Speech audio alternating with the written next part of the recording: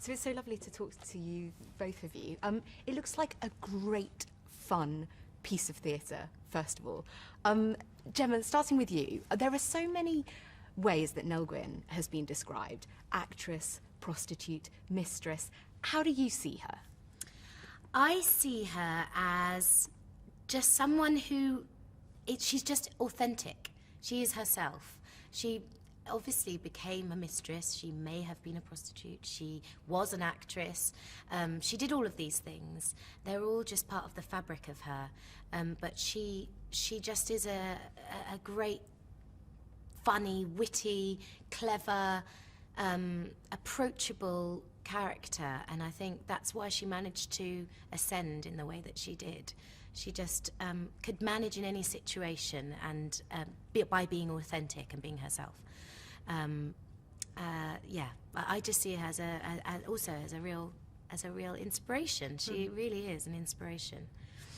Is it tricky to approach a character who's been so mythologized over the centuries?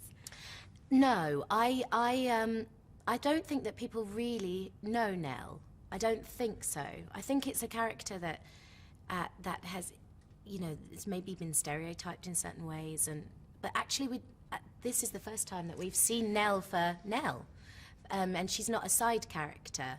Usually Nell is known as just being the mistress or being an actress, or but actually she's the centre of this world, and that's the first time we've seen her, and so therefore I just felt like, that it's all on the page. All that we have to do, all I have to do is just say it, really. It's all there, and that's thanks to Jess's amazing script. Thanks. And Jessica, I mean, a lot of the articles I've read have made much of the parallels between Nell's amazing wit and Gemma's wit. Do you? We should put it in the play. You should be in it tonight.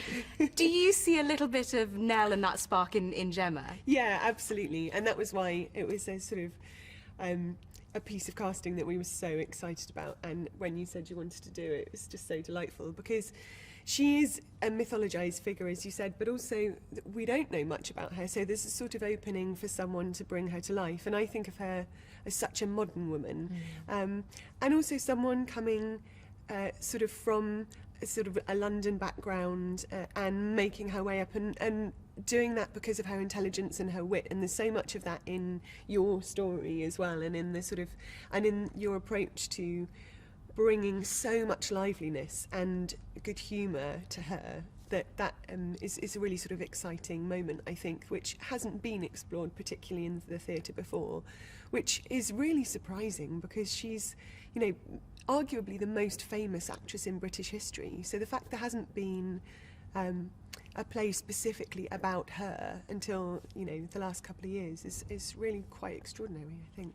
I think someone should name a theatre after her. Don't you think? Yeah, let's get on to the theatre. Take the Apollo out. We're bringing the new signs in. An ambition for opening night. Yeah. It must just be so much fun to play her, right? Especially with these stories about the laxatives, all this naughtiness. Yeah. Oh, it is. Every day I come off stage and I'm really, really happy and bubbly and just feel lovely. And that's because she must have been, that must have been the effect that she had on people as well, I think. She just cheered them. And even, this is a comedy, but there's so much that happens to Nell that's it's quite heartbreaking as well. And yet, I still feel the joy that I think that just ran through her, that was part of her soul. So it's just joyous. And all the actors are so brilliant. It's just, as me, Gemma, playing with them, it's just brilliant fun every day. I love seeing what they do, and everyone has their own. Every character is so different and so well formed, and so just you could write a whole script about just each character. Do you know what I mean? The sequel. Yeah. But also with that, when Nell arrived on the scene, it was a very particular moment in British history where theatre had been banned and people lived in a very beige, puritanical time, and Christmas was banned, fun was basically off the agenda. And so I feel like theatre's so important as an entertaining sort of force for us as Brits, that actually to be able to celebrate that, and she represents that, but it's more than that as well. It's about how joy is important and entertainment is important in its own sake, rather than, you know, sometimes we tend to assume that tragedy is the most worthy and most important form of art, but actually comedy and brightness and wit is such a big part of it too. It's lovely to be able to celebrate that. Fantastic. Nell was obviously plucked from obscurity. She was an orange seller on the street and then became a huge star. A lot's been made at the moment about lack of diversity in acting. Do you think that it's becoming harder for people to follow a Nell-like trajectory from total obscurity to stardom? I think that a lot of it depends on luck, unfortunately. Even with Nell, if she hadn't have been there being herself and been seen by the right people, who knows what would have happened. She could have still stayed living in Cheapside. And I think, you know, opportunities need to be made for people to rise to them, and if those opportunities aren't there, what can they do? And I think, so there is so much talent out there, and I think that we just need to open it up a little bit more in terms of giving people the chance.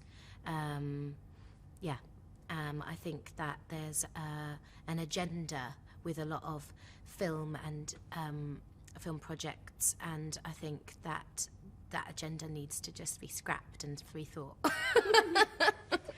People do talk about there being too many Cumberbatches, too many Redmaynes, too many sort of old Etonians. You come from quite a different background from that. Do you feel like you face sort of prejudice in that area, that there is sort of an elitism in the industry?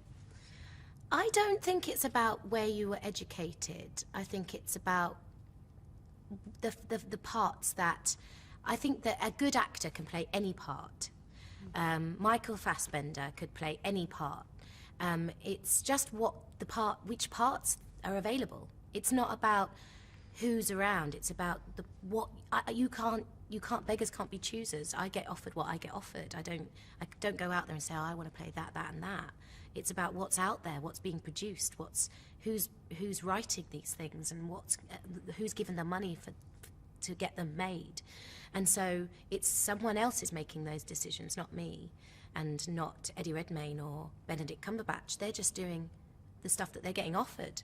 It's the people that are making the choices are higher up, and they are the ones that should think about doing things slightly differently, I think, maybe, or opening it up a bit more and thinking about different types of stories and different types of characters. So maybe there are just too many posh parts? Yeah, maybe.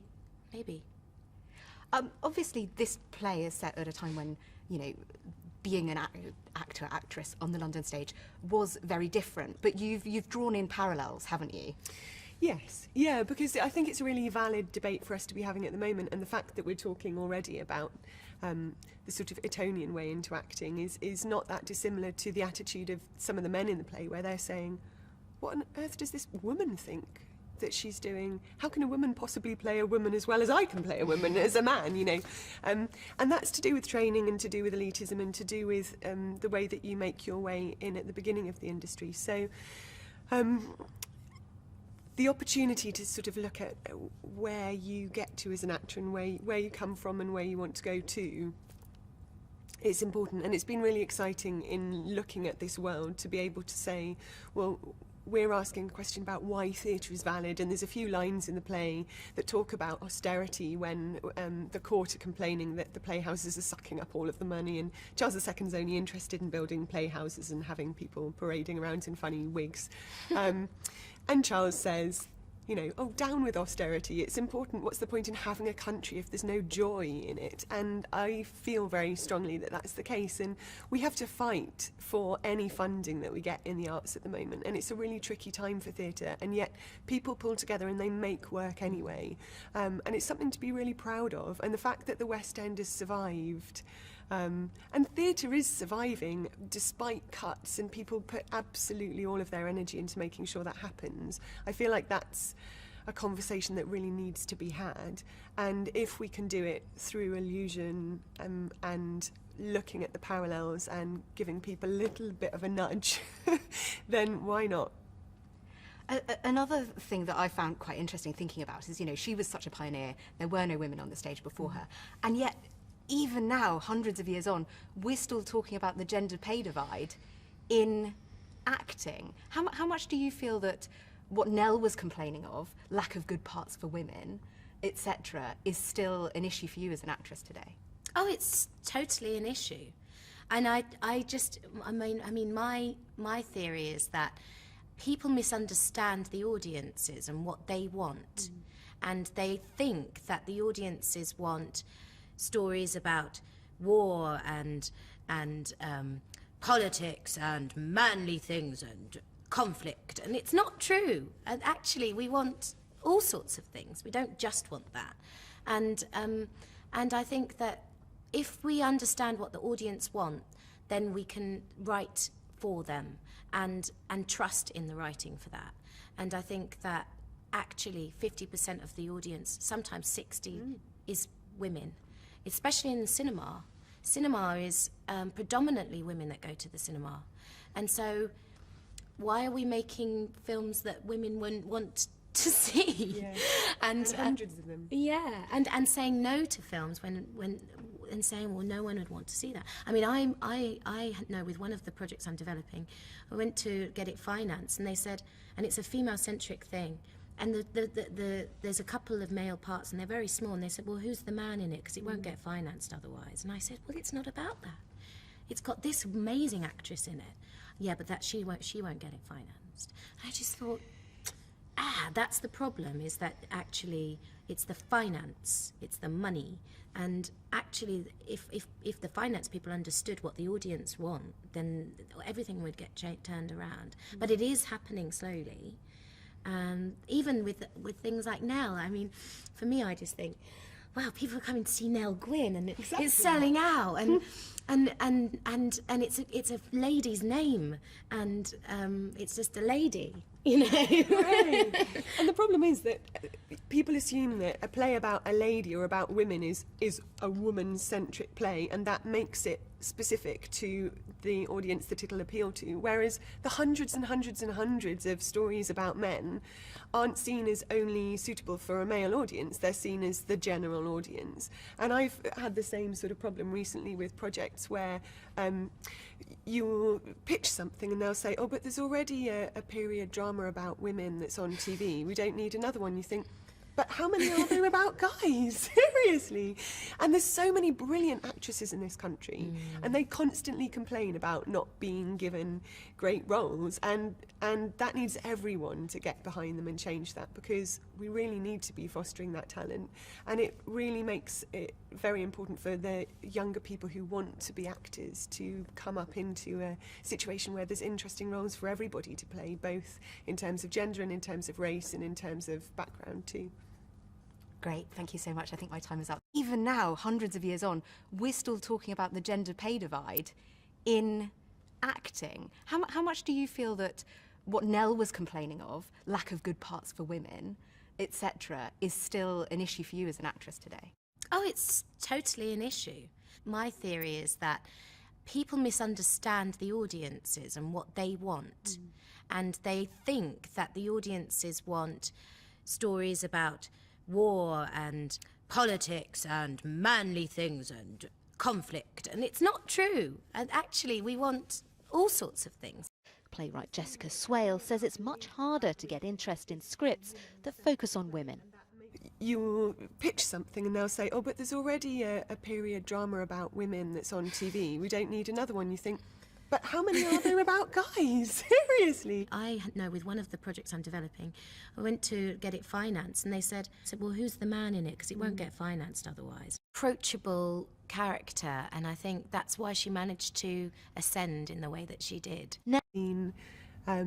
A play specifically about her until, the last couple of years is really quite extraordinary, I think.